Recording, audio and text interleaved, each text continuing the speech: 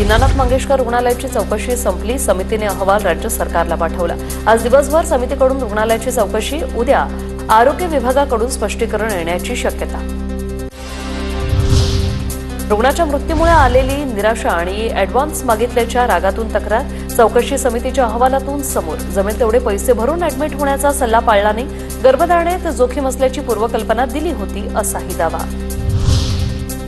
आम्ही काउंटरवर 3 लाखांची कॅश घेऊन उभे होतो। जमीन विकून पैसे देण्याचीही आमची तयारी होती, मात्र 10 लाख दिल्याशिवाय आम्ही ॲडमिट करून घेणार नाही, असं रुग्णालयाने स्पष्ट सांगितलं। भिसे कुटुंबाने चौकशी समितीचे आरोप फेटाळले।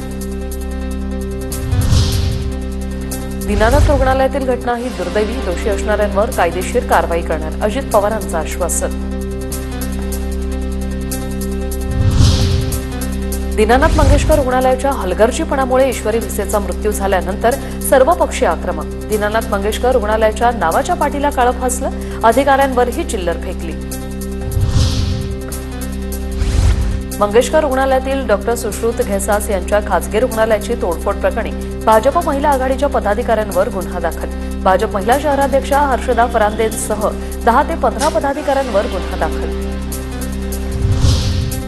पुणे पालिकेकडून दीनानाथ रुग्णालयाला कारणे दाखवा नोटीस। महानगरपालिका आरोग्य प्रमुख नीना बोराडेंकडून नोटीस। आरोग्य उपसंचालकांनी स्थापन केलेल्या 4 सदस्यीय समितीत नीना बोराडेंचा समावेश।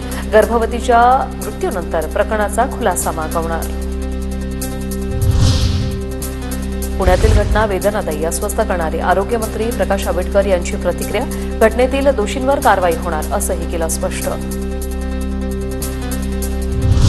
राज्यातील सर्व खासगी रुग्णालयांचं ऑडिट करण्याचे आदेश। दीनानाथ मंगेशकर रुग्णालयातील घटनेनंतर आरोग्य विभाग अलर्ट। रुग्णालयांमध्ये अनियमितता आढळल्यास कारवाई होणार, आरोग्यमंत्री प्रकाश आंबेडकर यांची TV9 मराठीला माहिती।